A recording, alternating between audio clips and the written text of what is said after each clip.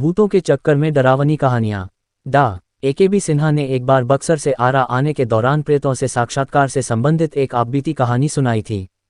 उन दिनों वे छपरा सदर अस्पताल में पदस्थापित थे। एक रोज की बात है।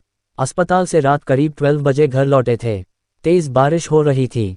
उन्होंने अभी अपने कपड़े भी नहीं बदले थे कि दरवाजे पर जोरों की दस्तक होने लगी। मैंने दरवाज़ा खोला तो देखा एक 22 साल की लड़की खड़ी है। उसने बताया कि उसके पिताजी की तबीयत बहुत खराब है, मैं चलकर देख लूं।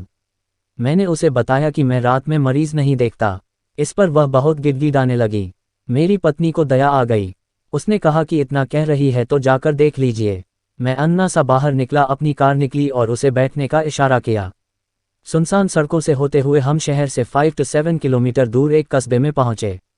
वहां आबादी से कुछ पहले ही एक मकान के बाहर रुके। लड़की ने मेरा बैग उठाया और मुझे लेकर अंदर गई। वहां एक बुजुर्ग व्यक्ति खाट पर लेटा हुआ था। उसकी हालत गंभीर थी। उसके सिरहाने 2 महिलाएं खड़ी थीं। मैंने उसकी नब्ज टटोली तो बर्फ सा ठंडा लगा।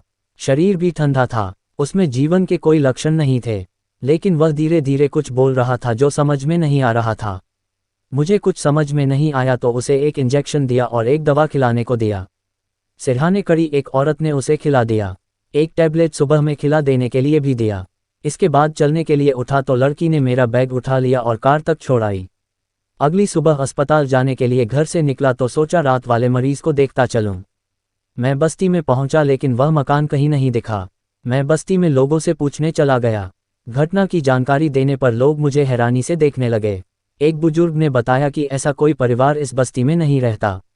ये प्रेत लीला है जो हर एक आध साल पर घटित होती है। वह एक भूता खंडहर है। आप वही गए होंगे। आपने इलाज किया इसलिए बच गए, नहीं तो मार डाले जाते।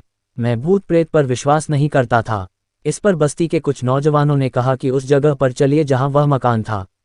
मैं 2-3 लोगों को लेकर वहां पहुंचा तो वहां पूरी तरह खंडहर था। उसमें मिकड़े का जाल भरा हुआ था। काफी गंदगी थी। वहां मेरी कार के पहिए का स्पष्ट निशान दिखा और खंडहर में मारा इंजेक्शन और दवा पड़ी थी। मैं चुपचाप वापस लौट आया। घर पर पत्नी और बच्चों को ये बात नहीं बताई। कुछ महीने बाद मेरा तबादला हो गया। दूसरे शहर में जाने के बाद पत्नी और बच्चों को उस रात की घटना की पूरी जानकारी दी। आज भी उस रात की याद आने पर सिहर उठता हूँ। Shared via horror stories in Hindi app http://onelink.to/fornepri